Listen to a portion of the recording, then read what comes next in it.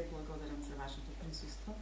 На почеток да се представам, јас сум Моника Талеска, граѓански активист, новинар фриленсер, но и граѓански активист на невладината организација Цивил Центар за слобода. Денеска вашето присуство, како што знаете, по повод темата градоначалниците и слободата, што во себе инкорпорира повеќе аспекти. Првиот е слободата на локалните власти, на градоначалникот и локалната самоуправа визави централната власт. Вториот аспект е нивната слобода на локалните власти, значи визави партиските централи. И секако третиот аспект е нивната отвореност кон граѓаните и воопшто граѓанските иницијативи. Денеска мои преце, но ваши гости се нашите панелисти, експерти по оваа тема, со кои што ќе се обидеме заедно да ги презентираме и обработиме овие аспекти на темата градоначалниците и слободата. Господјата Јадранка Кунгуловска, која што има искуство како поранешен општински службеник, но таа е експерт за институционална поддршка или како што преферира да каже консултант за институционална поддршка. Господинот Ѓорѓи Христов, кој што е експерт од Центарот за развој на локална демократија. Да ви посакам добре дојде и да си посакаме успешна дискусија денеска. На почеток би сакала да пренесам и едно кратко резиме. Не само за оваа дебата, туку за проектот во чии што рамки е оваа дебата. Значи, дебатата градоначалниците и слободата е во рамки на проектот што го реализира Цивил Центар за слобода, Караван на слободата. Станува збор за навистина еден обемен проект кој што се реализираше во 40 општини ширум Македонија. Беа одржани бројни дебати со многу соговорници, со многу јавни личности, се говореше за слободата, демократијата, патиштата на враќање на слободата во рамки на локалната и централната власт за сите проблеми со кои се соочуваат граѓаните. Се одржаа бројни концерти, поетски, театарски перформанси. Значи, се обидовме и досега на сите можни начини да проговориме гласно за се она што значи слобода и се она што значи кршење или пречки на патот кон слободата. За да не биде мојата најава и предолга за вас, јас веднаш ќе ги вклучам во нашата дискусија, во нашата дебата со говорниците со едно прашање. Колку локалните власти, колку градоначалниците заедно, како локални самоуправи, како одговорни на локално ниво, имаат автономија при одлучувањето, при креирање на локалните политики, значи автономија во однос на централната власт и во однос на партиските централи, и колку воопшто се тие отворени кон идеите од граѓаните за нивна соработка и иницијативите кои доаѓаат од граѓанскиот ресор. Повелете кој сака, господине Христо, вие повелете. Добар ден од мене. Да ви посакам добре дојде и да се надевам ќе имаме успешна дебата и дискусија на оваа трибина. Прашањето што го поставите најверојатно подобро ќе го одговорат градоначалниците или они што директно секојдневно го работат попис на работно место име да ги работат тие работи. Меѓутоа, еве, јас ќе дадам моје мислење како јас ја видувам ситуацијата во која што тие се наоѓаат и се надевам таа моја перцепција ќе ја споделат многумина што ја пратат работата на градоначалниците и локалната самоуправа. Сметам дека градоначалниците во рамки на своите надлежности се обидуваат да извлечат максимум за она што треба да го сработат, а што им го налага советот на општината. Намерно го потенцирам ова, бидејќи градоначалниците не се тие што ги носат одлуките, напротив, одлуките на локално ниво ги носат советниците и советите, а градоначалниците се оние кои што треба да ги извршуваат одлуките на советите. Да не бидам сватен дека ги бранам градоначалниците на некој начин, меѓутоа прашањето можеби повеќе треба да го адресираме кон представниците на советите и мнозинството на политичките партии во советите И мислам дека многу е големо влијанието што го имаат политичките партии во работата на локалните совети, кои што ги носат главните одлуки, а сепак градоначалниците после ги спроведуваат тие одлуки. Ева на кратко тоа би било мојата перцепција за нивниот статус. Ви благодарам. Проверите. Да, сосема го право колегата Георги Христов. И од мене добар ден на сите. Во оваа смисла само сакам да дополнам дека е точно тоа дека советите ги донесуваат одлуките кои што треба подоцна да ги спроведат градоначалниците заедно со општинската администрација, меѓутоа факт е дека градоначалниците тие што ги креираат и ги предлагаат сите политики кои што подоцна одат на советите и доколку имаат политичка поддршка во советите, тие обично поминуваат најчесто без поголеми измени, што значи дека градоначалниците се исто така одговорни за тоа како изгледаат општинските политики. Многу ретко се случува, иако се случува, советите да интервенираат во тие предлози, членовите на советите со некакви квалитетни измени. Обично тоа се некакви процедурални работи, бидејќи сето тоа претходно се прочистува на координација со градоначалникот, на комисиите на општинскиот совет и така натаму. Што значи градоначалниците се движат во законските рамки, тоа е факт, меѓутоа од моје искуство на 30 и кусур години можам да кажам дека многу зависи од личноста на градоначалникот, од неговата обученост, спремност да едноставно работи во интерес на граѓаните и на вистина не само буквално тоа да го прави согласно законот, бидејќи законот во Македонија важи за сите, а ние имаме различен развој во општините. Мислам дека се согласуваат. Значи, зависи колку е градоначалникот подготвен да се вгради во она што навистина сака да го постигне и колку лично верува. Знаеме дека тоа зависи, значи, од секој човек посебно, колку е отпорен и на партиските притисоци и на сите други јавни притисоци за да спроведе политика која што е во интерес на граѓаните. Исто така, само сега би сакал да спомнам дека се случува еден градоначалник да има 3-4 мандати и начинот на кој што го реализира својата улога во сите тие 3-4 мандати да биде различно. Мислам дека сте свесни дека во последно време посебно тоа е многу интересен феномен. Истиот градоначалник во различни мандати да произведува сосема различни политики и тоа значи дека апсолутно е сето тоа заедно влијае на него.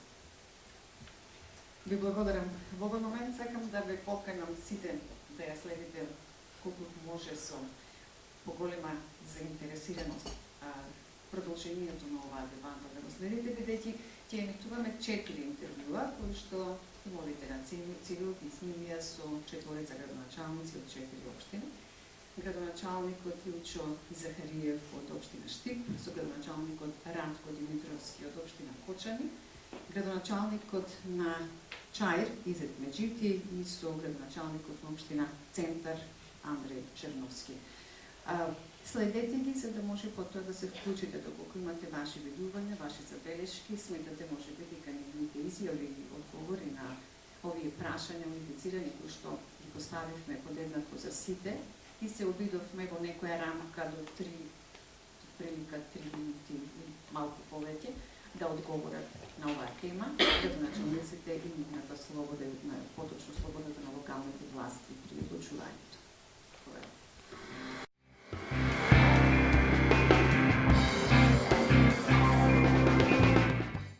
Раководењето на општините е во надлежност на градоначалникот и на Советот на општина Штип.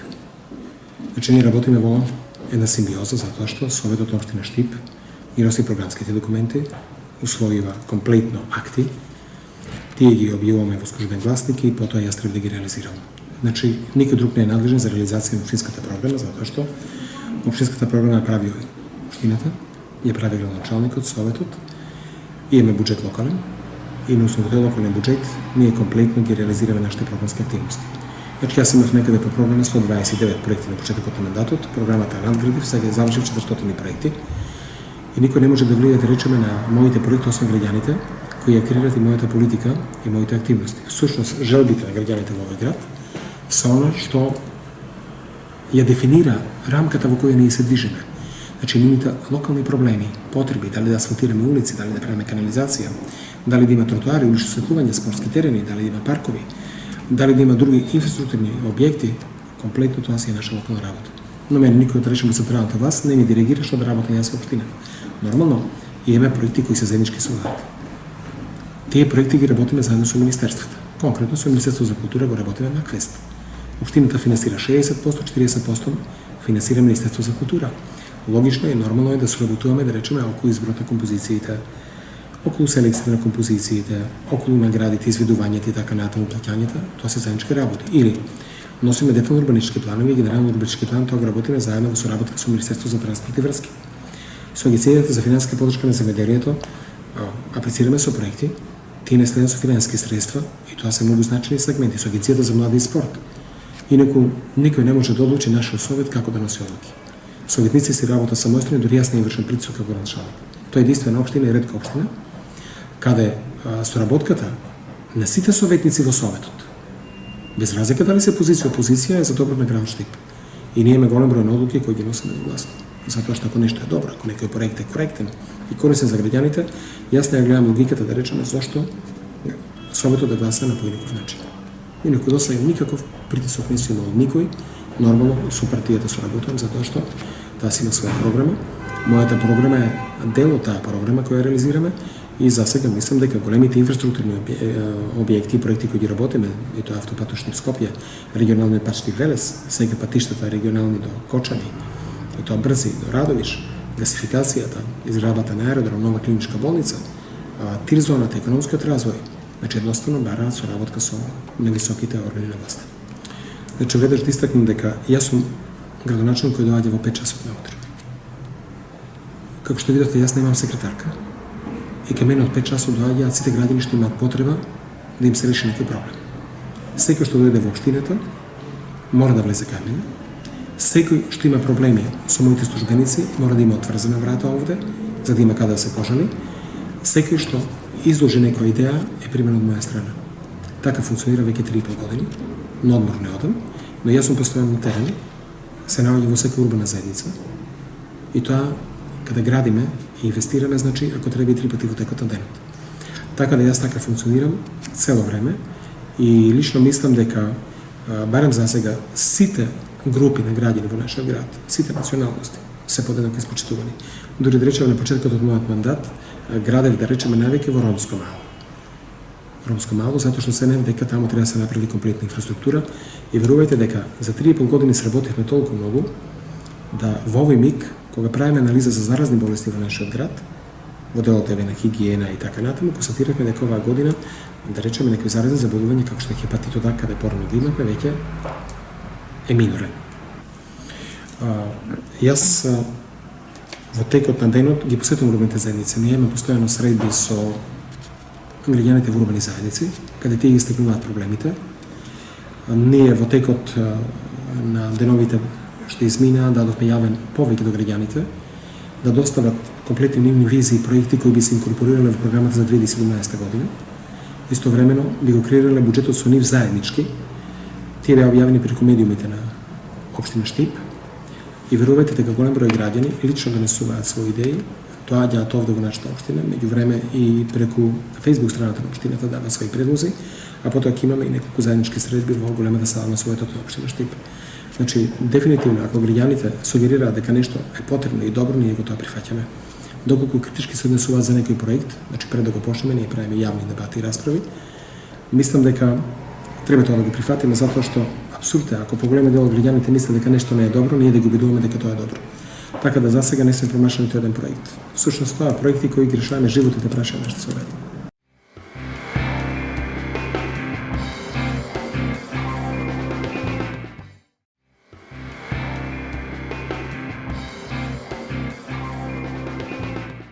Значи, како градоначалник, одговорно тврдам дека слободно се одлучува за сите прашања кои што ги имаме во рамките на надлежностите пропишани со Законот за локална самоуправа. И тие одлуки ги донесувам заедно со раководството друго кое што е во општината, пред се председателот на Советот, раководителите на сектори по одредени прашања кои се донесуваат и можам да кажам за таквите консултации ние имаме секојдневни консултации, ние ги викаме колегиуми секој ден во 9 часот, кои траат по 10 на 15 минути, а еднаш неделно, понеделнички, имаме еден поширок колегиум каде присуствуваат и другите заинтересирани, односно надлежни лица, кои што се поврзани со општината, каде што се претресуваат сите овие прашања. Така да, таквите заклучоци ги пренесувам, односно ми даваат на мене право, односно дополнување за моето одлучување. Така да целосно се одлучува на ниво на општината. Апсолутно, значи, одговорно тврдам дека немаме притисоци во делот на надлежностите кои што се на општината, а додека имаме малку посериозни дискусии кога имаме во однос на надлежностите кои што се од страна на државата, кои што ние сакаме да ги преземеме како локална самоуправа. Например, во делот на регионалните патишта, во делот на здравството и така натаму. Па, ние имаме соработка со имаме посебно одделение кое што е задолжено за правата на граѓаните, имаме комисија во Советот која што е доста активна, мислам дека една од најактивните во републиката за еднаков третман на родова еднаквост и однесување за слободата на граѓаните. И имаме посебно одделение, односно дел од едно одделение, да како се однесува како службени лица. И можам да кажам дека како општина ги поттикнуваме тие заложби за почитување на слободата на граѓанските права.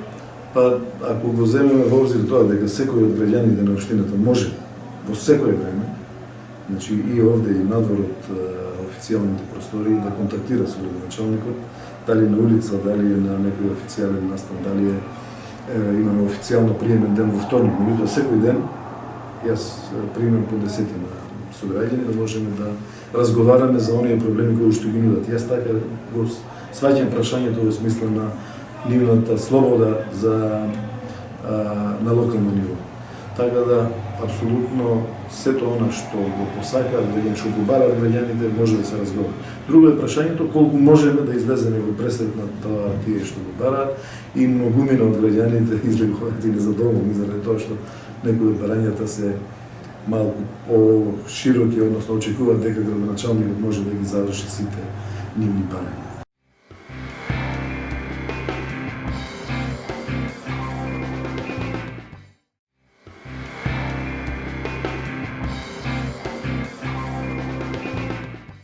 Mendoj se pushteti lokal mund të aplikon praktikat të këtilla, pa pengesë, sidomos në rastin tim, unë jam edhe nënkryetar i Bashkimit Demokratik për Integrim, edhe në kuadër të partisë bisedohen për strategjit, për procesin e decentralizimit,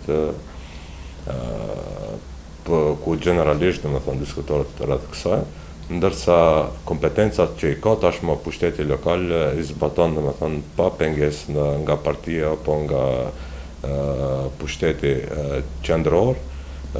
Dilema mund të hapet në drejtim se a është i mjaftueshëm ky proces i decentralizimit, sepse masonia llogaritet shtet mjaft i centralizuar dhe këtë mund ta ilustroj nëse vetëm 3% nga tatimi personal, që është një tatim kryesor lokal në shtetet evropiane, shkon për komunat dhe 97% shkojnë në qeverinë e Republikës së Maqedonisë. Mendoj se problemi kryesor është tek buxhetet, sepse delegimi i kompetencave pa buxhet nënkupton që ato kompetenca nuk mund të zbatohen. Pra në këtë drejtim shoh problemi më të madh të komunave. Në vazhdimsi kemi një partneritet me sektorin civil, dhe këtë nuk e tham sa për sy e faqe, po thjesht në objektin e komunës një hapësirë, duke thënë që është mund të jetë dikun 10 apo 15% nga ky objekt janë të koncentruara shoqatat jo qeveritare të profileve të ndryshme, duke filluar nga ekologjia deri tek të drejtat e njerëzit, edhe ne jemi në komunikim spontan të përditshëm me to. Kredo kjo në funksion që nëpërmjet këtij partneritetit jemi më afër qytetarëve dhe më afër aksioneve, domethënë që kanë të bëjnë me drejtat e qytetarëve. Gjatë këtij mandati, sidomos në fillim, domethënë kemi dhënë një shembull konkret se unë si kryetar dhe administrata ime kemi ndëgjojmë zërin e qytetarit, edhe pse gjatë sjelljes së planit detaj urbanistik këtu në një pjesë të Çajirit, domethënë ka pas debat publik dhe nuk është ngrit zëri i qytetarit kundër vendosjes së pullave për ndërtim. Mirë po, ne nuk shkum vetëm në aspektin ligjor dhe çka në kupton ligji, po shkum një hap më tepër, kur dëgjojmë zërin e qytetarëve që janë kundër ndërtimeve të reja, i stopuam për hir tyre, dhe kjo i ka kushtu buxhetit të komunës së Çajit dhe buxhetit të qytetit të Shkupit afër 5 milion euro mbledhje të taksave të ndërtimit. Ne heqëm dorë nga këto, vetëm në arsye ishte zëri i qytetarëve që ishte kundër ndërtimit. Dhe ky është një shembull i mirë konkretisht në komunën e Çajirit që zëri i qytetarit është mjaft i fuqishëm të respektohen të drejtat e qytetarëve, edhe atëherë kur nuk janë të inkorporuar në kornizën ligjore. Normal, brenda funksionimit, aty këtu domethënë mund ka pas edhe ngecje, po në vazhdimsi kemi qenë të hapur për të debatuar dhe diskutuar problemet bashkë me qytetarët.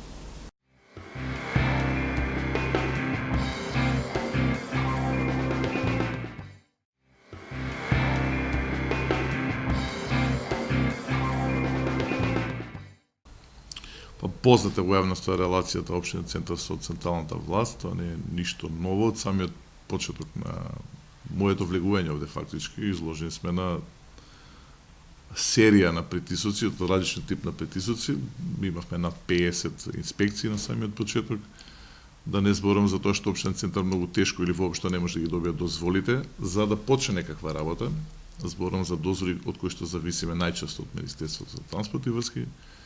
Зборам потоа за релацијата со град Скопје, кои што се нешто подобри од односно оние што се со централната власт. Општинен центар остана единствена општина во град Скопје која што се уште после 3 години не може да располага со неизграденото градежно земјиште. Одговорот е само во владата.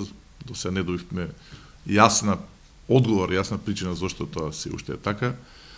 Понатаму имате низа на примери каде што и во официјалните документи на Европската Унија е набележано дека притисоците се присутни. Можам да го набележам демолирањето на општината, каде што тој настан, тоа дивење, воопшто не беше регистрирано во МВР, па затоа во две извештаи поред за состојбите во Република Македонија, страна на Европската комисија, набележано дека предметот не е решен и дека продолжува тој однос на централната власт кон општинен центар. Можам уште безброј примери да редам. Има низа на, ке завршам со ова, има низа на промени во законите во Република Македонија, кои што се направени намерно затоа што изгубена влијанието на централната власт врз локалната власт во општинен центар. Пред се зборам за промените во законот за градење, во законот за просторно и урбанистичко планирање, што всушност не носи кон една друга работа што се случува кон нас, а тоа е да наместо процес на децентрализација имаме процес на централизацијата, се одзимат ингеренциите од страна на локалната самоуправа за да се пренесат на централната власт. Ние се обидуваме на сите можни начини да го дадеме правото на одлучување на некој начин на локалната самоуправа и јас лично така доживувам оваа функција која што денеска ја обавувам. Во самиот почеток отворивме една пракса да имаме отворени средби со граѓани, значи да дојдат тука еднаш во месецот да ги кажат своите проблеми. Потоа имаме средби редовни со граѓаните, јас лично одговарам на социјалните мрежи. Значи отвараме низа на клубови каде што можат граѓаните и кажат своите права. Сега сакаме да отвориме и бизнис инкубатор, да може тука се почнат бизниси. Започнавме со една многу битна пракса од минатата година и оваа година продолжуваме, тоа е да се оформи буџетот во општината, граѓаните ги кажат приоритетите што нив им се потребни, да предлагат проекти и потоа тие како такви да станат дел од буџетот, односно проектите на платформата на општината. И од минатата година таа пракса, кој што кажав, започна и веќе ги реализиравме тие проекти, што мислам дека е еден од оние начини на функционирање на локална самоуправа, затоа што поентата е колку што е можно повеќе граѓаните да учествуваат во креирање не само на проекти, туку и на буџетската политика.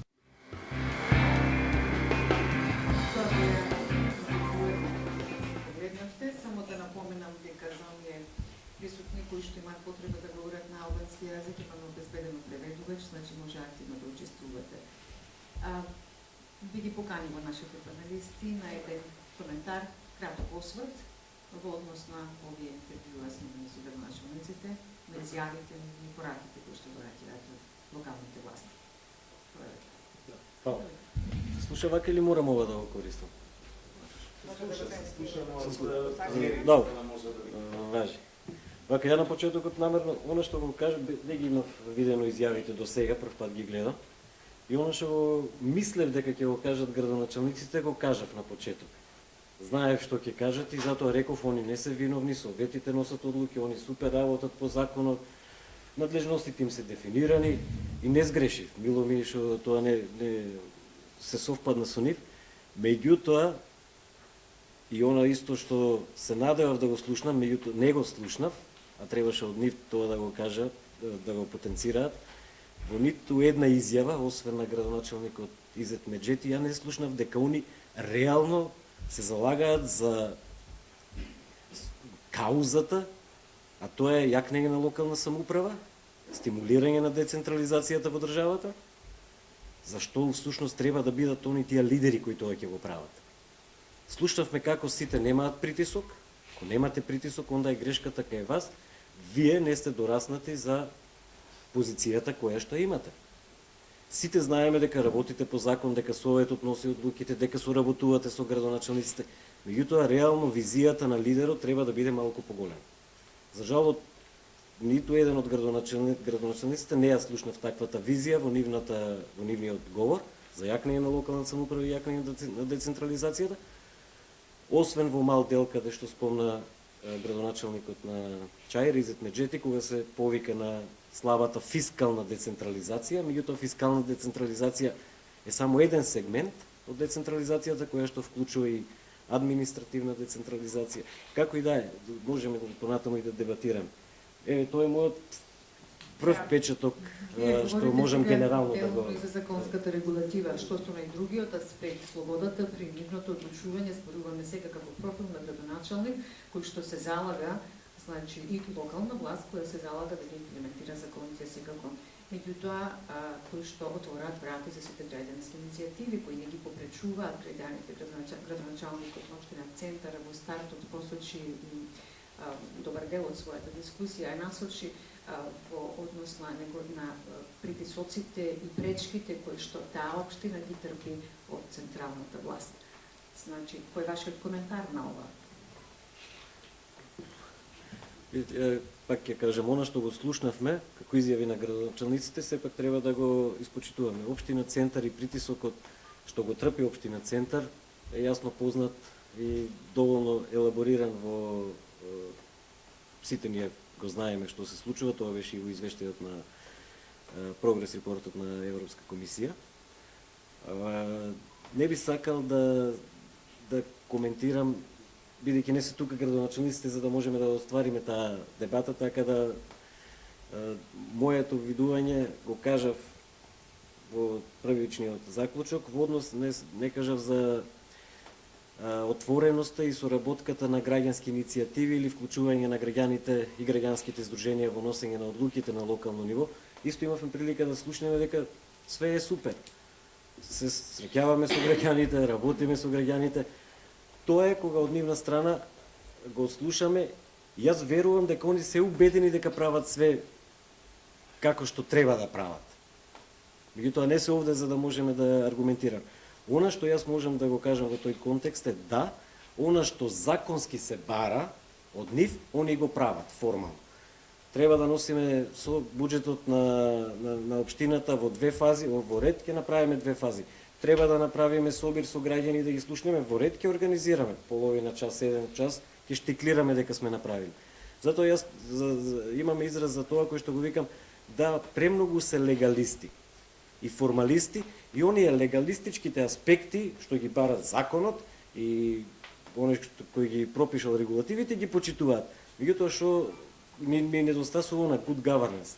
Значи да они само иницијативно ги стимулираат граѓаните. Еве, викат граѓаните не се заинтересирани, малку доаѓаат. Нивна е грешката затоа што не направиле иницијатива, акција да обезбедат поголемо граѓанско учество, а не само формално да штиклираат дека еве ние ги слушаме граѓаните. Тоа е мене што ми фали.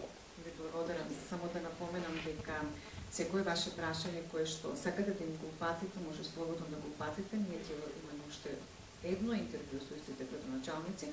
Тие денеска не се овде, бидејќи беа физички спречени, значи не беа во можност, затоа екипите на терен, на цивил беа на терен, ги снимија интервјуата во сите општини кои што ги споменавме, значи вие слободно поставувате прашања и како експерти се разбира и вие почитувани гости. Во следно интервју ќе може да ги добиеме нивните одговори и повторно да ги емитува цивил и да може да токму да ги провериме и од аспект на она што тие денеска го изјавија, дека се отворени за соработка со граѓаните и граѓанските иницијативи. Повелете сега со вашите мисли. Имав среќа и можност изминатите 2 години во рамките на еден европски проект да се работам со тројца од овие градоначалници, значи само градоначалникот на општина Кочани не беше присутен, мислам не беше вклучен, како општина не беше вклучена општина Кочани. Така да овие теми беа посебно елаборирани на повеќе состаноци, средби, интензивни комуникации и воопшто мислам ми се познати. Меѓутоа дел од овие изјави сами забележуваат дека се поприлично и декларативни, а јас можам да посведочам дека навистина тие така тоа го перцепираат за јавност, меѓутоа и дел од нив кога ќе биде нешто офлайн, точно и реално кажуваат дека соработката со централните власти не е на потребното ниво, дека многу ретко квалитетна соработка се остварува, дека обично доаѓаат, дури еден градоначалник не е меѓу овие што денеска беа снимени, со кого што работевме интензивно на интегрирано планирање, во последен момент го измени приоритетот, бидејќи сам рече, добив наредба од мојата партија да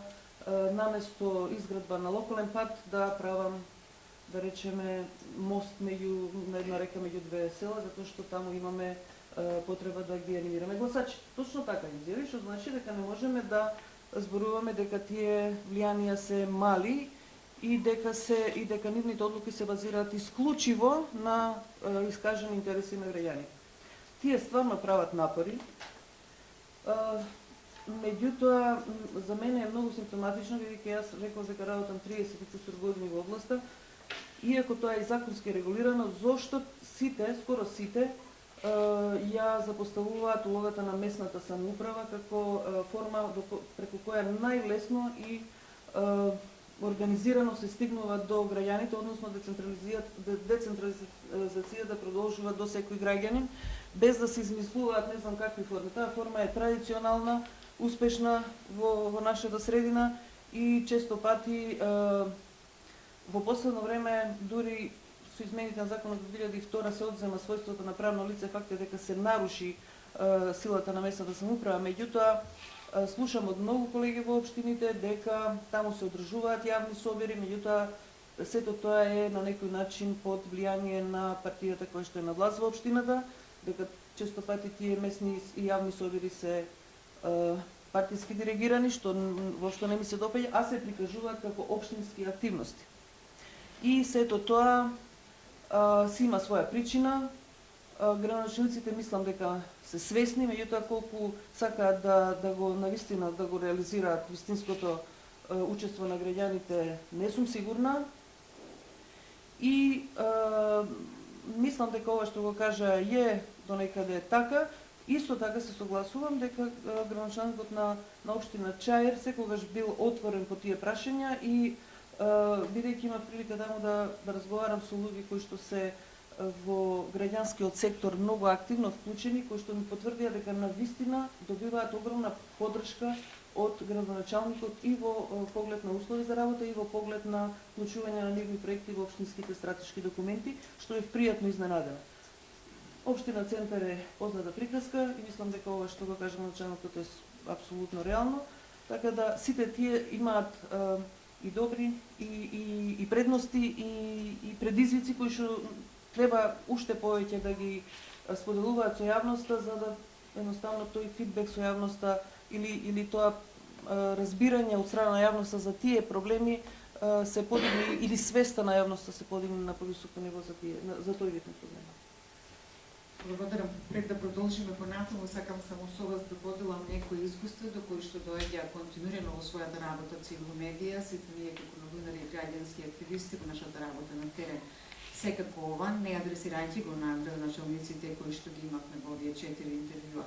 Многу често граѓаните се жалат дека немаат пристап во локалните самоуправи, дека се само запишувани на списоци кај градоначалниците, кај во кабинетот на градоначалникот или секретарките и секретарите, во техничките служби, меѓутоа не доаѓаат, реално не може да остварат средба. Честа забелешка е дека им се ветуваат проекти кои што ќе го подобрат нивното комунално живење, но кои што воопшто не се реализираат, а повторно се актуализираат кога доаѓаат избори.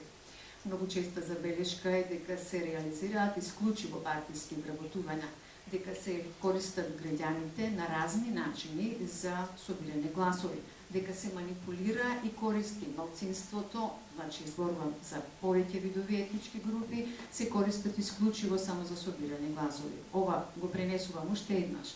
Значи автентично како изјави на наши соговорници, граѓани со кои што ние континуирано соработуваме и секако информации од граѓанските новинари соработници на Цивил Центар за слобода. Не сакам да должам, сите ги имаме информациите, велам, не адресирајќи ги овие забелешки на градоначалниците и локалните самоуправи во интервјуата.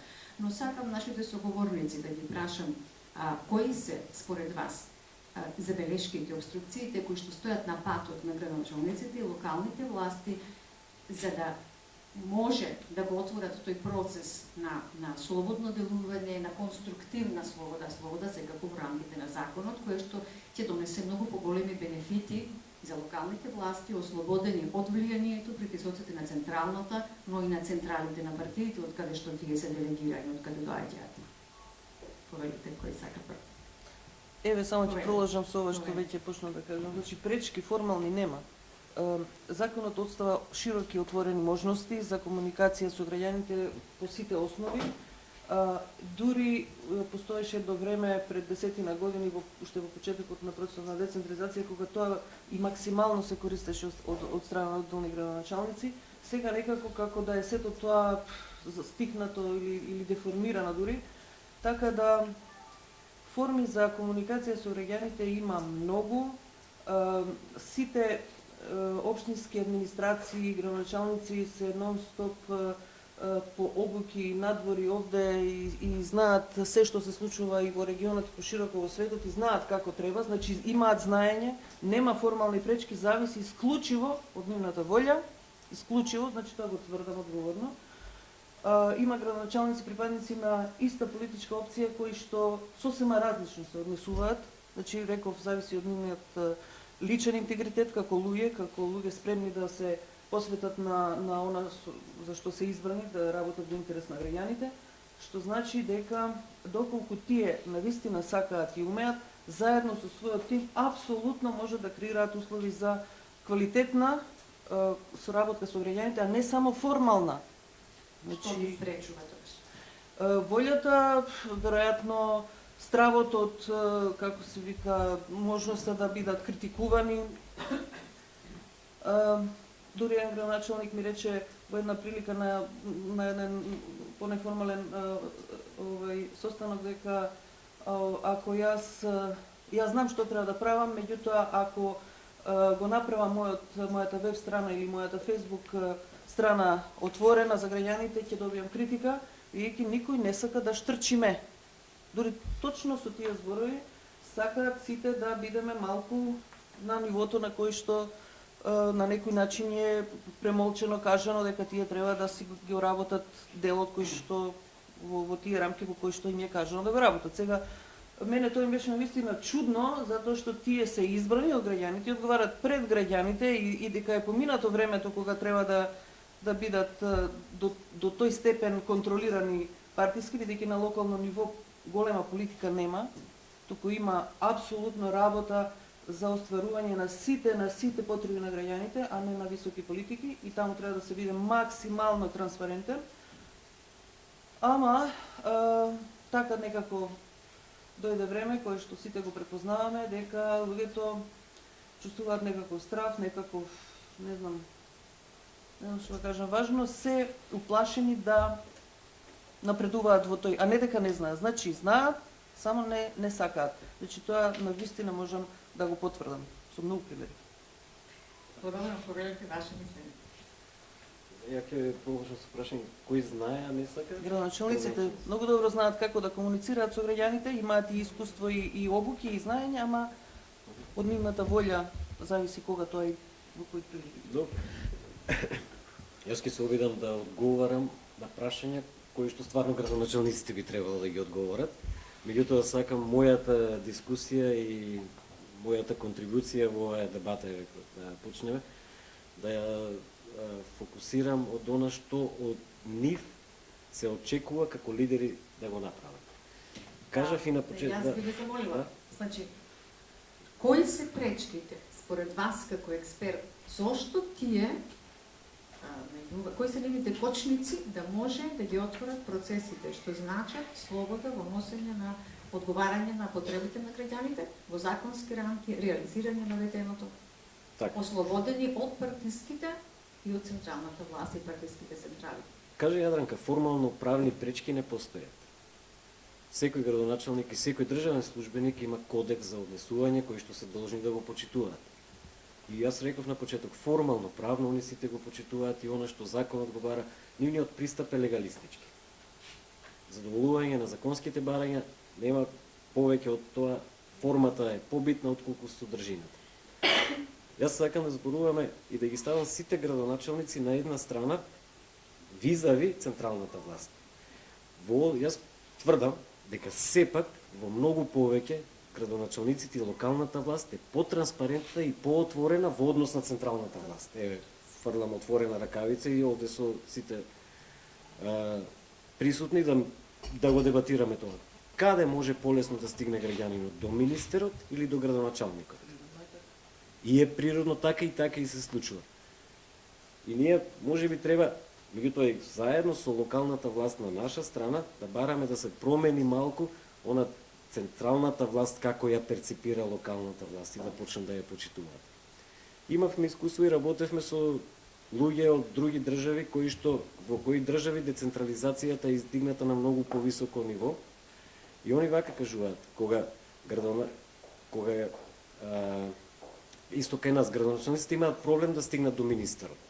Градоначалниците имаат проблем да стигнат до министерот, избрани на непосредни локални избори градоначалниците, а министерот е именуван, не е избран на непосредни избори. Во тие држави каде што децентрализацијата е на пиедестал кој што сакаме да го видиме и кај нас, ситуацијата е обратна. Кога градоначалник се најави на министер дека му иде во посета, министерството му се строи да го пречека градоначалникот, а не обратно. Како што, за жал, кај нас се случува. Еве, не знам кој беше градоначалник, мислам градоначалникот на Штип беше многу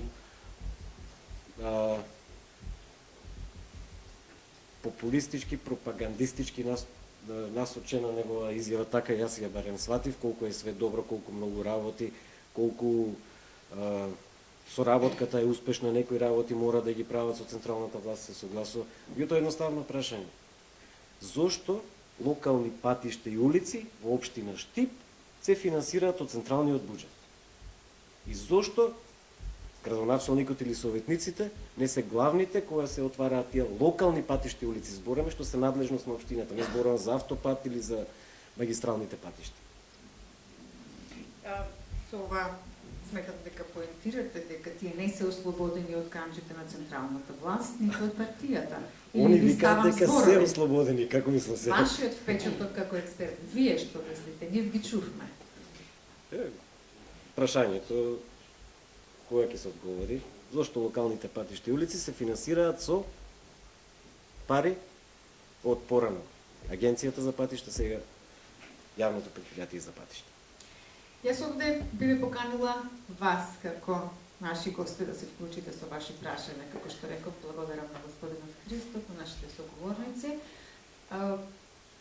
Значи, Темата ја знаете, градоначалниците, слободата, соработката со граѓаните, отвореноста за граѓанските иницијативи, нивната ослободеност, автономија во поглед на централната, во поглед власт, во поглед на партиската централа.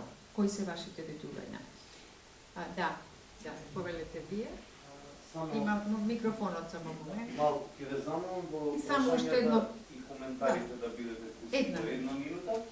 Кој сака може да прашува и да коментира и на албански јазик. Нашата колешка Дијана Тахири ќе го преведе тоа, за да може и експертите да одговорат. И секако да го повторам тоа што го кажа нашата модераторка, сите прашања упатени до градоначалниците, до општинските власти, целиот ќе ги сублимира и ќе им ги испрати за последователното интервју. И така ќе видиме дали тој процес на отвореност е само декларативен или е навистина реален. Пред да го поставите прашањето, да го представам мојот колега Петар Сарачини, контент менаџер на проектот Што би кажале за една минута? Повелите. Вашето Секако прашање. една минута, вака символично речено, за да не се одолжи. Добро, за да не биде дес. Повелете. Ќе зборувам на албански за да бидем појасен. Слободно повелите. Уnë jetoj në Kumanov, edhe aty partia që është në pushtet, lokal dhe partia që është në pushtet qendror janë të ndryshme.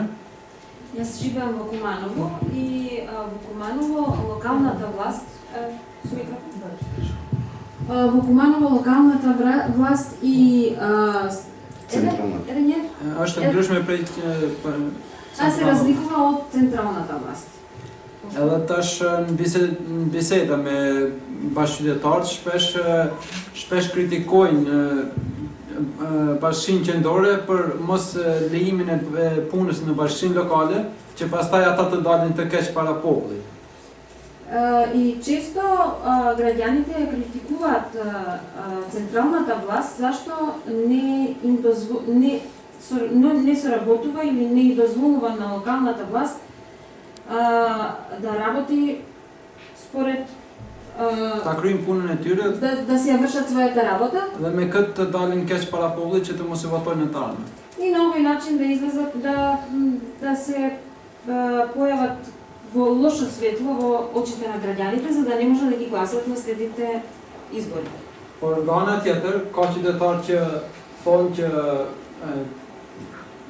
bashkia qendrore, bashkia lokale në fakt mshihet në hijen e asaj që bashkia qendrore nuk po na lejon ose nuk po na jep financa e kështu me radhë. Од друга страна, граѓаните велат дека всушност локалната власт се крие зад во сенка, уствари се крие, всушност се крие зад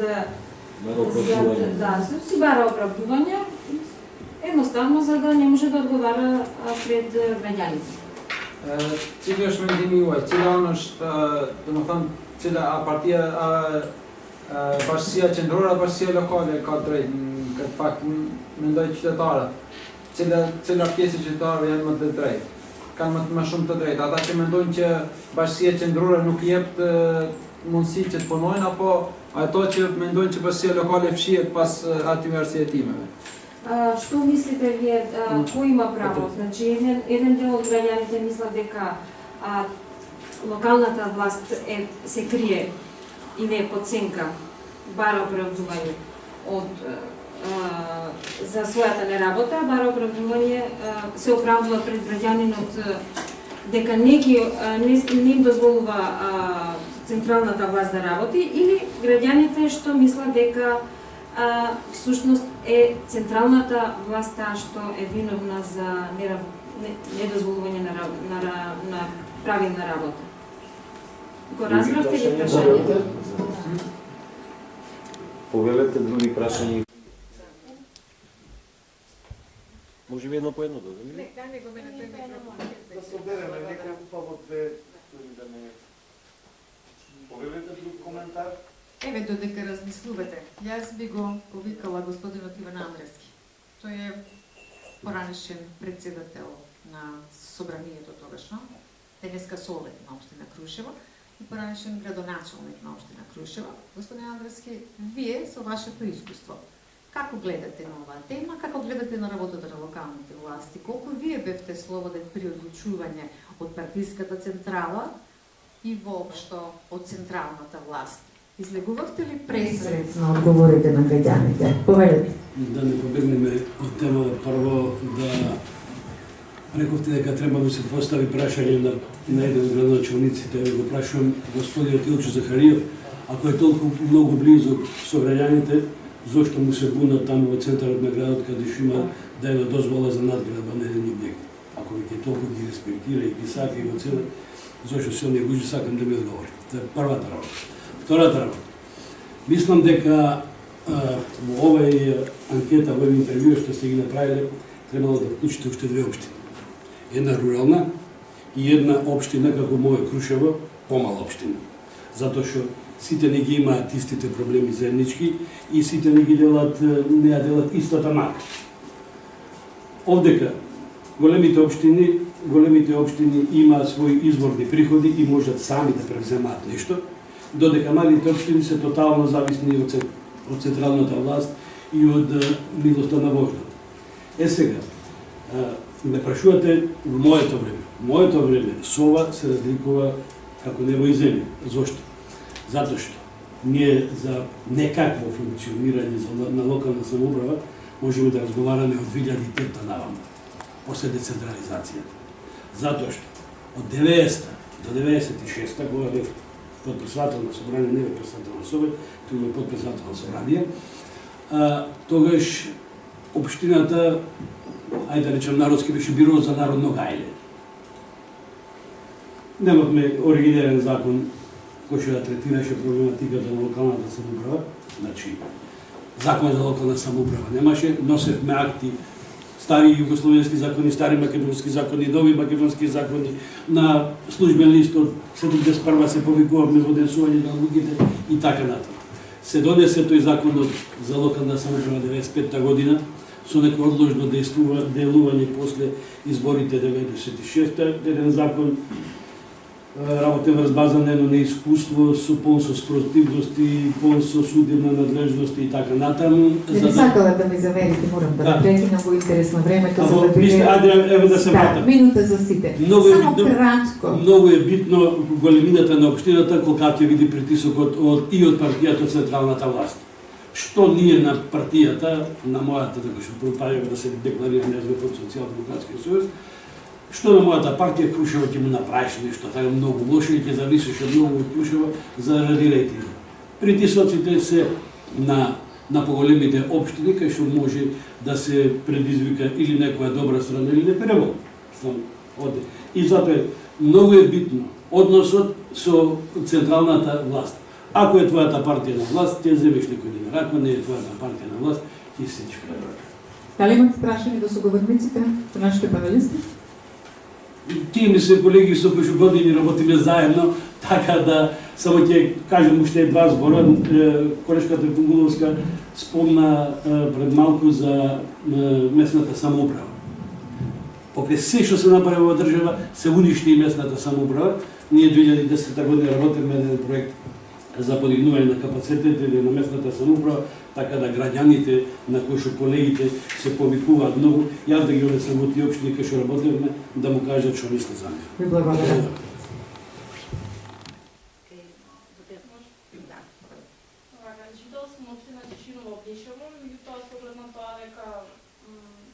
Живеалишта до општина Кочани е само 10 километри оддалеченост. И сакала да искоментирам видеоизјавата на градоначалникот Ратко Димитровски. Значи, не мислам дека нашиот градоначалник е пристапен, дека постои отворен ден за граѓаните. Напротив, значи не постои отворена соработка помеѓу граѓаните и градоначалникот, како и помеѓу градоначалникот и ниводините организации кои што работат на локално ниво. И моето прашање кој што би сакала да го поставам е колку членови на неговото потесно семејство и блиски луѓе, соработници, се вработени во јавните институции, училишта, јавна администрација и слично, по отпочнувањето на неговиот мандат како градоначалник. Така, благодарам. Јас да напомнам додека го очекуваме и четвртиот соговорник, дека при обидот да воспоставиме контакт околу со градоначалникот на општина Кочан Радко Димитровски, немавме воопшто проблем, веднаш одговорени нашиот повик, иако не го знае телефонот, што може би според нашето искуство е индикатор дека покажа отвореност или може би слобода при одговарањето на сите повици од граѓаните, бидејќи не знаеше дека секој разговара со него, што не беше случај со други градоначалници, требаше да чекаме време да бидеме ставени на листа па да се договараат. Но во секој случај вашето прашање ќе биде адресирано директно кон градоначалникот Димитровски, ќе биде видите одговорот. Дали има уште едно прашање или може да преминеме? Да, повеќе. На дискусијава околу тие фингирани јавни средби. Би сакал да чуем мислење од експертите, мислам, нели, логиката вели дека за да знаат граѓаните дека нешто се случува, не е доволно да го објавите скриено некаде на веб страницата, таму каде што не е видливо дека ќе има јавна средба, не е доволно да ги информирате само оние кои што знаете дека ви се блиски за да дојдат. Како да се премостат овие фингерајки, да ги наречеме?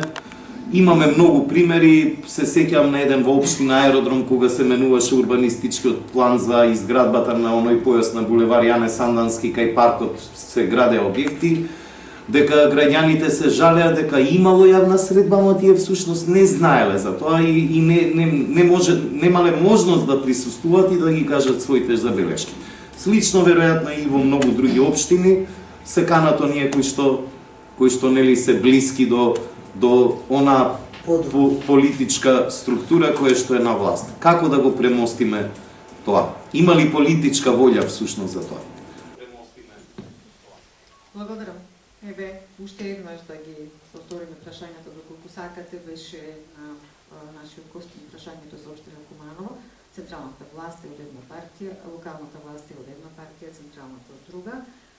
Значи, локалната власт се брани дека не може да ги остави своите проекти, бидејќи е блокирана од централната, а од друга страна дел граѓани сметаат дека тоа е само алиби на локалната власт при нејзиното нереализирање на договореното. Второто прашање беше упатено до градоначалникот Захариев, зошто се реагираат граѓаните за напредба на објект во центарот на градот. Тоа ќе го упатиме директно кон него. Девојката која што доаѓа од Чешиново Облешево говореше за проблемите за партиските преработувања во државните институции, поточно за непотизмот. Типичен пример на непотизам според неа. И последно колегата Сарачини, значи колку тие фингирани јавни средби се ставаат, колку се присутни, колку се ставаат во функција на локалните власти, градоначалниците. Извинувам што малку казнам со вклучувањето, ми беше страх дали ќе можам воопшто да вклучам. Од сум прилично за тоа. Ќе видам тивка и давно, като имам проблем со гласните. Поздрав до сите.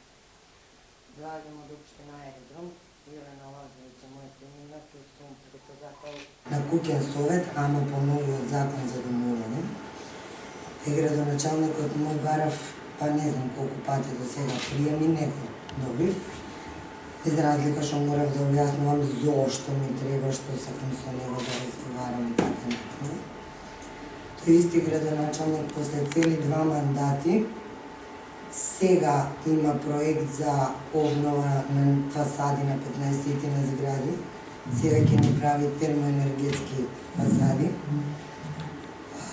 Проект кој што би се реализирал до година по локалните избори, нели? Што е класична по мене манипулација. Толку за моето мислење колку се они достапни до граѓаните и колку се спремни. Јас како граѓанин и непартиски председател на куќниот совет би требала да му бидам. А каков проблем имавте вие? Зашто го барате? За повеќе работи го барам, значи не беше едно прашање. Ставите корелација. Беше непристапноста до предвлезовите до шахтите од страна на возила кои што се ургентни од типот на прва помош. Испратите барање официјално? Да, повеќе пати како председател на куќен совет. Сигурно некако Јелена Лазовиќ кафе да пие. Мислам како Дали писмено се обратите? Писмено има образци што се попълнуваат. Него слушајќи го господинот Захариев, па просто посакав да се преселам во Штип, кога е така се сјајно и бајно, меѓутоа мислам дека господинот Захариев и господинот Иџет, го заборив презимето, индиректно во своите изјави всушност не да ја потврдија зависноста на локалната власт и од партијата и од централната власт, не сакајќи го кажа тоа. Значи, начар градоначалникот кажа дека таму немаат проблем да спроведуваат на локално ниво било што, затоа што е тој подпредседател на партијата која што е во централната власт. Мислам, он не сакајќи го ја потврди да, за жал кај нас не растенлива врска. Би сакала едно ваше мислење чисто околу тоа колку со закони, малце по-добро координирани закони и измени и во другите закони, значи не во самиот закон за локална самоуправа или закон за домување, него нивна корелација со сите останати закони би можело некако да се направи подобрување во тој сегмент. Не благодарам. Благодарам. Повелите се одговорите, во интерес на времето бидејќи измина 1 час, што ќе на оваа дебата. Планираме се точно 1 час, меѓутоа ќе дадеме простор за одговорите, а потоа ќе заокружиме ова дружење денеска. Повелите. Темата е многу интересна и широка и ова е само верувам почеток на некоја дискусија која што треба да доведе до целта да се конечно сите проблеми да се извадат на површина и да се расправа со оние субјекти кои што треба да ги решат. Инаку за овај проблемот со Куманово е многу интересен, воопшто не е нетипичен. Тоа е апсолутно не сум јас лично изненадена, не е прв пат. Многу често се случува кога локалната власт и власта на централно ниво не се исти, да има такви проблеми, што е за жал одраз на нашето недоволна свест и неразбирање на функционирањето на локалната власт. Значи, тоа е типичен пример на тоа како во негативна смисла е исполитизирана ситуацијата, бидејќи, јас реков, во локалната власт политиката треба да биде присутна најминимално, за жал, таа во споредба со 6, 7, 8 години, мислам дека се враќа на голема врата, дури и повеќе од колку што треба. Еве, Кумановскиот, ако е тоа така како што вие велите, е типичен пример за тоа. Граѓаните се најоштетени, нормално. Треба точно да се утврди кои се ресурсите на локалната самоуправа во Куманово, кои се проектите за кои таа се зафатила да ги работи и зошто не ги завршила или не ги започнала. Значи, треба една анализа да се направи за да се дојде до вистината. Инаку вака ние како луѓе можеме од надвор да имаме секаква перцепција, дали тоа навистина зависело само од ресурсите на Куманово или тука имало некакви надежи или ветување, бидејќи за многу капитални објекти институциите на државно ниво се должни да ги помогнат тие локални проекти, како и да е. Мислам дека тука недостасува транспарентност, тоа е основен проблем, и мислам дека граѓанскиот сектор треба да се вклучи во овој процес и да ја натера општината и општинската администрација да направи една анализа и да ги постави, да ги изнесе фактите и да ги објави. Сите општини имаат веб страни. Видливоста на општинската работа треба да биде пред се на веб страните. Мислам, тоа не е само тренд кај нас, тоа е светски тренд. Ако ги отворите веб страните, вие ќе се шокирате колку се тие препишани едни од други. Значи, објавени се законски прописи, непотребни информации. Ние исто така во еден од проектите го работевме тоа, немаше слух за такво нешто. Сакавме да ги брендираме општините, меѓутоа навистина, иако од почетокот тоа предизвика внимание, и тогаш се случи тоа кога еден градоначалник ми кажа: ако ова го спроведеме, ќе бидеме критикувани од моите шефови. Значи, ако општината напредува во делот на видливоста и отвореноста, тоа се коси со не знам каква политика. И мене тоа, мислам, крајно ме разочара. Значи, околу тоа, мислам дека недостасува притисок од страна на граѓанскиот сектор врз општината прво за зголемување на транспарентност и објавување на сите аргументи за да можете вие да донесете правилен суд за тоа што всушност се случува во општината. Што се однесува до кој беше второто сам посетена? Еден аспект беше непотизмот. Аха, добро, тоа е, мислам, директно прашање, верувам дека градоначалникот ќе го... Да, но моето прашање беше конкретизирано, значи не станува според за бројот на партиски вработувања, туку вработени лица од Така, тоа е непотизмот. Тие ќе ги упатиме директно по десното семејство. Да, затоа зборувам за непотизам. Да. Да одговорите на колегата Сарачини. Аха. Значи, главната поента беше да се... За фингираните јавни расправи. Сум присуствувала многу јавни расправи и како дел на општинска администрација, меѓутоа и како другата страна, бидејќи 12 години сум надвор во општината, па можам вака објективно да ги гледам. На вистина имаше еден период 2004 до 2006, кога постоеше еден проект во кој што знам дека Ѓорги работеше, за граѓанско учество, една компонента која што придонесе поприлично со прирачници општините да почнат да се отвараат посебно на сесиите на јавните расправи за буџетите. Тие беа презентирани поприлично на разбирлив јазик, граѓаните беа многу присутни, се сеќавам дека јас работев во општина Карпуш и тamo не можевме да наполним, да најдеме простор за да ги собереме сите граѓани. Меѓутоа тоа за жал беше тој период и после некако падна. Минатата година во неколку општини рурални ми рекоа дека не можат да соберат ниту еден човек за да одржат јавна расправа во населените места за буџетот и дека се откажале, а тоа е законска обврска, и се откажале од тоа и буџетите ги носат, ги предлагаат и ги носат само со представниците на граѓаните избрани како членови на советот на општината и за нив тоа е задоволено учество на граѓаните. Значи има веќе до таму е дојдено да веќе граѓаните ја изгубиле тотално довербата во локалната власт и дека нивните предлози ќе бидат слушнати и дека и од разговорите со нив јасно е дека тие се максимално исполитизирани и не сакаат да бидат предмет на манипулација. Значи, господине Сарачини, градоначалниците точно знаат како треба да се организира квалитетна јавна расправа. Меѓутоа, зависи од тоа колку се спремни тоа да го направат и да ги слушнат вистинските, затоа се фингирани. Се фингирани затоа што се, мислам, нема друга опција, има. Истиот тој градоначалник 2004 и 2005 правеше идеални јавни расправи, кои што сега воопшто не постои. Збориме за ист градоначалник.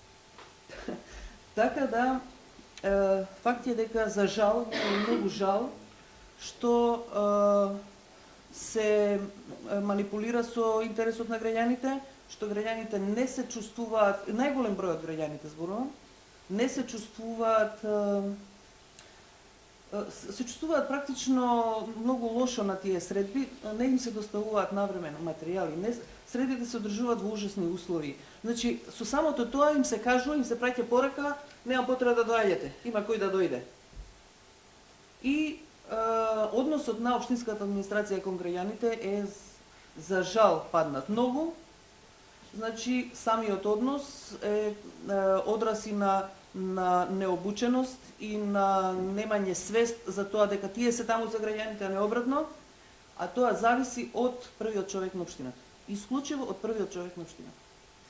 Истиот прв човек на општината во различни мандати сосема различно менаџира со, а не зборувам за различни градоначалници. Што значи дека овие работи се нешто што зависи од волјата на градоначалникот исклучиво. Значи, нема градоначалник кој што не знае како треба да менаџира со овие процеси. Не постои. Само зависи колку е врзан, како личност, колку е врзан политички да ги, како се вика, исполнува како продолжена рака на власта, да ги исполнува брањата на централната власт, колку е отпорен на тие влијание или не е отпорен. За незнаење не сакам да слушам дека некој не знае. Значи, сите знаат совршено како треба. И одговорот на прашање, значи, треба ли законски измени? Значи јас иако сум дипломиран правник по професија, апсолутно сум против да се сето тоа баш со секој детал со закон пропишува. Тоа секаде во светот веќе се напушта како пракса, туку треба да се гради свеста на луѓето во општините и надвор од општините. Законите, ние имаме закон за меѓуопштинска соработка кој што е смешен. Според мене не може соработка да се регулира со закон. Таа и пред тоа постоеше, иако не постоеше тој законот, значи тоа е нешто што е зависи од волјата на и интересот на општините или на луѓето внатре. Значи, апсолутно мислам дека треба да се работи на свеста, прво треба да се делува внатре во политичките партии да сватат што значи локална самоуправа, мислам дека многу се Што во вакви случаи кога не можат граѓаните да остварат средства со локалните власти, кога им се затворени границите? Вие повикавте на граѓанска иницијатива, велите по голема свесност, како да се однесуваат? Мислам дека тука е улогата, реков, на граѓанскиот сектор, на медиумите.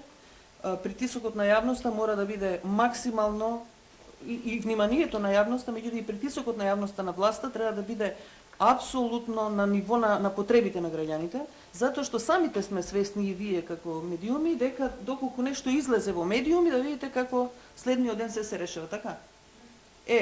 Значи апсолутно верувам дека треба граѓаните да бидат еднакви нормално пред законите и пред власта и треба во општините преку министерството, преку заедницата на единица на локална самоуправа да постои некаква изедначена политика за тоа како ќе се постапува во тие средини.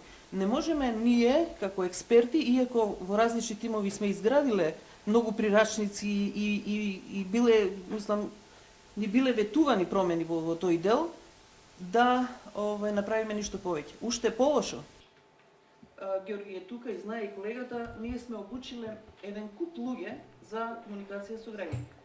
Кога јас минатата година, веќе 2-3 години не бев во Македонија и се вратив да работам со македонските општини, сватив дека 80% од тие обучени луѓе за комуникација со граѓани ги нема. Се разместени или се отидени во други институции на локално ниво. На нивни места се примениуваат и необучени, така да се губат ресурсите и тие лимитирани капацитети на општината се растураат и не се користат рационално. Ви благодарам.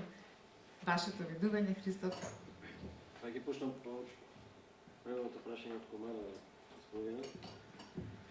Кој се крие зад кого? Централната за локалната или обратно? А јас би рекол и двете го користат таквиот момент да скријат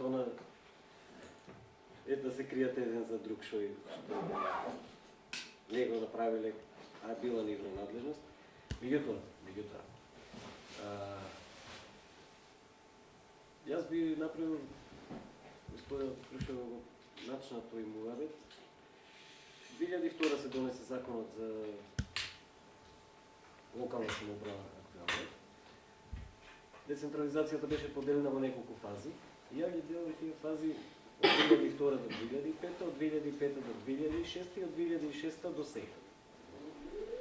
Големи резултати се постигна од носењето на законот 2002 до 2005 и почнување на формално децентрализацијата 2005 1 јули до 2006.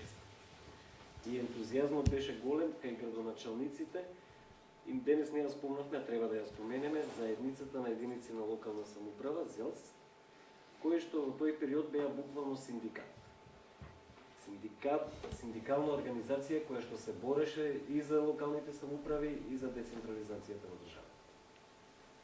После 2006 година, за жал, бидејќи работа во децентрализација и локална самоуправа, ние што сме во тој сектор сме поразени на некој начин, бидејќи на нас не се случува, што ја многу го сакам изразот да го кажувам и го ширам, тоа е централизирана децентрализација. И пак ќе кажам, тоа е за жал на сите нас, за жал на државата, за жал на општеството. Во поглед на децентрализацијата, господа. Таа централизирана децентрализација, меѓутоа не е секси тема, многу децентрализацијата и локалната самоуправа. Не е доволно да привлече внимание, а е најбитна за нашиот секојдневен живот. Од рано наутро кога ќе измиеме заби, кога ќе се разбудиме, додека идеме на школа, на работа, по патиштата, по тротоарите, па ќе седнеме на клупата, па дали има јавно осветлување или нема. 95% од нашите секојдневни активности и услугите кои што треба да ги добиеме во нашиот секојдневен живот ни ги обезбедува локалната власт. Само можеби 5% ни обезбедува централната власт услуги од секојдневниот наш живот. А граѓаните и граѓанските организации се секогаш повеќе спремни да дебатираат на поголеми, условно кажано, теми, отколку за она што секојдневно се соочуваат од рано наутро до легнување. И јас, мојот апел е одговорот на Петри би бил тој. Јакнење на граѓанските организации да се фокусираат на, условно кажано, малите небитни работи, меѓутоа кои што живот значат, наместо да дебатираме голема политика, како името ќе се решило, дали Македонија е во НАТО, ајде граѓанските организации да ги насочиме, да ги фокусираме буквално на поситните работи да бидат фокусирани. Спомна и модераторката во еден момент кога граѓаните се жалат, вие рековте, ги излажал некој ќе се гради нешто, па не го изградиле. Не може мене некој да ме излажи, ако го гледам буџетот и да бидем искрени, 80% од општините буџетите ги објавуваат на нивните веб страни. Општиот посебниот дел. Таму пишува. Ќе го отворам буџетот за тоа што мене интересира, ќе погледнам и ќе видам дали ме лажи. Ако не е ставено во буџетот ставка за да се изгради улицата, кога ќе ми дојде кандидатот за градоначалник или сегашниот градоначалник, кога ќе ми каже ќе ја изградиме улицата, ќе му кажам не. Овде не пишува дека ќе ја изградиш улицата во буџетот, тоа не сте го напишали. Ама мора малку и граѓанските организации да сватат дека треба да самите вложат во себе за да бидат спремни кога ќе настапат пред граѓаните. Не може тогаш да правиме фингирани јавни дебати ако јас сум добро спремен за јавната дебата. Не може да ми изфингира ако сум подготвен. А може да ми изфингираат и да ми направат каква сака проформа, дури и да дадам за нешто поддршка за кое што уопште не се согласувам. Меѓутоа ќе те стават таму. Ја би уште спомна Јани за различните видови на општини. Затоа реков, градоначалници треба да бидат визионери, да ја поддржат децентрализацијата, бидејќи тоа работат и сигурно работат нешто во кое што веруваат. Во Македонија општините се монотипни. Најмалата општина ги има истите надлежности како најголемата општина. Фискалните капацитети се толку различни и големи од една до друга општина. Имаме пребогати општини во државата, поготово скопските општини се пребогати, имаме пресиромашни општини кои што не можат да обезбедат платата им тече, меѓутоа елементарно елементарно одржување на нивото на услугите кои што го имаат сега. Тоа е проблемот каде што државата треба да се фокусира. Креаторите на политиките треба да обезбедат еднакви услови за живот на сите граѓани без разлика дали живеат во општина Аеродром или живеат во општина Облишевиќи. Сите имаат потреба од квалитетно образование, сите имаат потреба од агилна противпожарна заштита, бидејќи пожари не настануваат само во општина. Извинете се, зијам Аеродром, и јас сум во Аеродром. Меѓутоа пожари има и во општина Пешчево. Пешчево нема противпожарна бригада, нема дом на културата. Нема организирано изнесување на отпадот. Фокусот на визионерите преку заедницата на единици на локална самоуправа треба да биде овде, да создаде еднакви услови секаде. Без разлика која политичка структура ќе дојде на власт на централно ниво, без разлика дали е спротивна политичка структура на локално ниво. Ако се воспостави систем, тогаш тие ќе функционираат во тој систем и ќе зависи од квалитетот на избраните официјални лица на локално ниво. Ние сме ги избрали, они колку ќе бидат моќни, паметни, способни да одработат за нас, ќе ги бираме следниот пат, меѓутоа да им се дадат еднакви услови за напред. Македонија е можеби во фудбал послаба од Италија, сега го земам примерот, во неделата игра фудбал, меѓутоа и македонската репрезентација, како и италијанската, излегува на исти терен, со иста опрема што задоволува техничките стандарди. И тогаш во играта ќе се покаже кој е подобар. Не може да, кога немаме еднакви услови за надпрева, да очекуваме поголеми резултати од градоначалникот, ајде на Куманово, отколку од градоначалникот на Штип, бидејќи немаат еднакви услови за надпрева. А ако го воспоставиме системот да не зависи од волјата кој ќе се најде на таа позиција, тогаш ќе можеме да зборуваме и за просперитет и за реално вреднување на постигнувањата врз основа на вложениот труд, капацитетите, желбата и енергија. Ако дозволите едно, бидејќи се спомна веб страниците, тимот на ЦИУ ме инспирираше, видовме дека Општина Чаир има нефункционална страница на македонски јазик. Општина Куманово има нефункционална страница на албански јазик.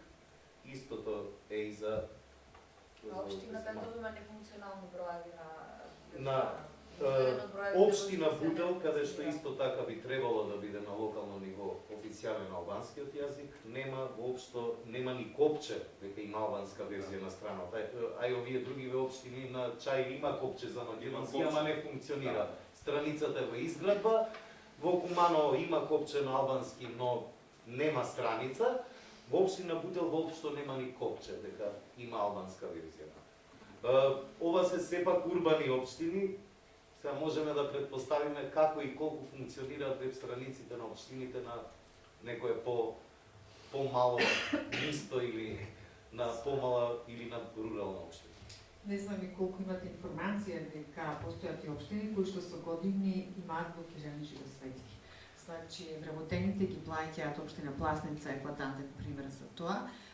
Повеќе од 2 мандати на градоначалникот на општината Јаоски, Исмаил Јаоски, во ова општина од свој джеб вработените ги плаќаат интернетот, сметките за телефон, обезбедуваат средства за исплата на друг начин за исплата на електрична енергија и покрај нивните напори да воспостават било каков контакт со Министерството за локална самоуправа, досега тоа не вродило плод. Станува спор за неколку илјади граѓани кои што живеат во 4 населени места, претежно турско население, мислам дека околу 98% се граѓани од турска националност.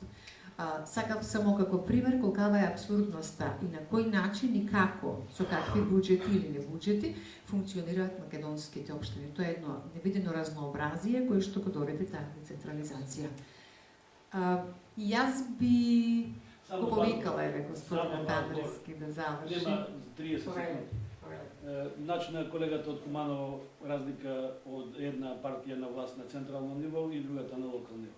Еве јас ќе ви кажам еден најеклатантен пример со Крушево. До 98 беше Социјалдемократскиот сојуз, до 2000 беше ВМРО. Од 98 до 2000 од страна на централната власт добив само 150.000 денари и тоа за Илинден 2000 година од идеше Борис Трајковски. Тогаш финансирањето на општините одеше преку така наречените позајмици, кои што се остварува од вишокот на приходите над расходите на поголемите општини. Пример, општина Тетово ќе го исполни буџетот до октомври или до ноември, дел од тој вишок остануваше во касата на Министерството за финансии и од тука се елементира потребите на неразвиените општини како нашата. Така беше функционирањето. И сега, замислете, во 24 месеци само 150.000 денари. И втората работа што сакам да кажам, сите овие приказни ќе ни останат, се запознавме со луѓе, имаме ќар, барем се видовме со некој човек плюс денеска, ако не настапи она што треба да настапи во држава. Урбанизам, финансии, социјално, здравство, ако не му се воратат како оригинарни надлежности на локалната самоуправа, и тогаш ќе видиме градоначалниците колку чинат и колку не чинат. Ние можеме да правиме што сакаме. Жирновски кажа, не можеме да добиеме дозволение. Тој колку сака нека е способен. Ви благодарам.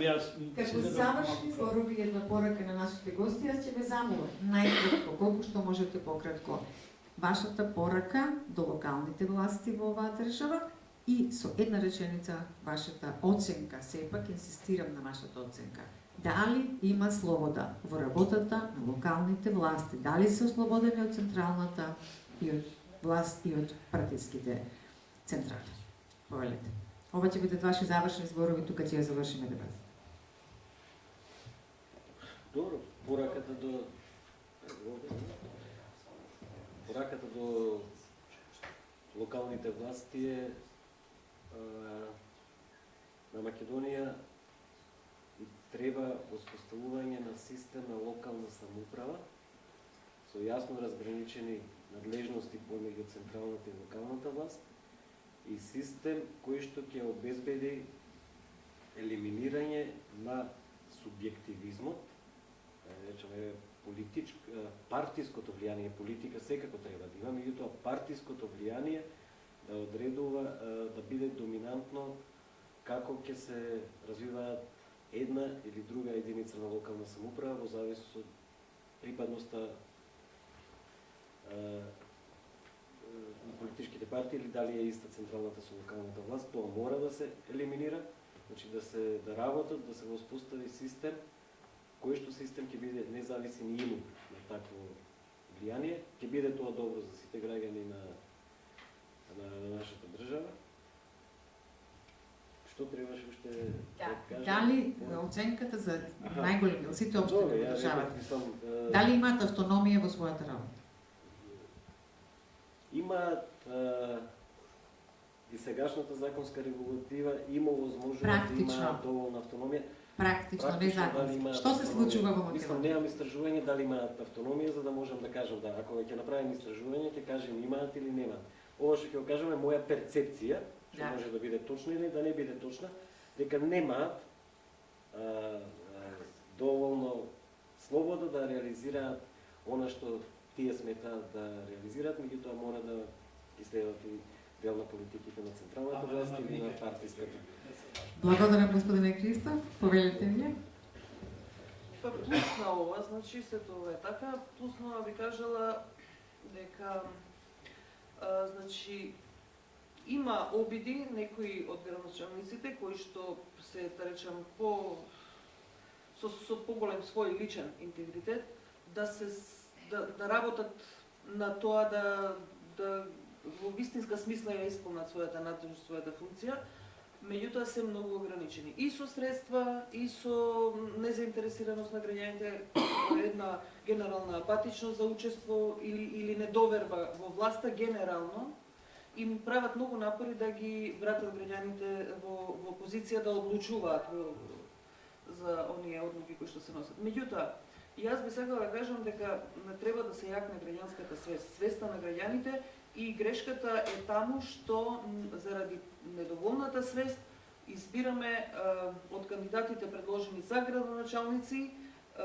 исклучиво водејќи се од некаква партиска политичка припадност, меѓутоа и на партиите треба да им се каже дека кандидатите за градоначалници треба да бидат луѓе кои што навистина ја разбираат локалната самоуправа и посветено ќе работат на остварување на интересите на граѓаните, бидејќи моја проценка е дека често пати таму доаѓаат како кандидати случајни луѓе, кои што по не знам какви клучеви тоа таму се одлучува, меѓутоа за жал од многу квалитетни кадри се избираат кадри кои што се наметнуваат по не знам каков основ и мене ми е жал бидејќи доколку се избрани луѓе за градоначалници, оние кои што навистина имаат што да понудат на граѓаните, мислам дека ќе се ублажи тој проблем, нема да се реши, ама ќе се ублажи.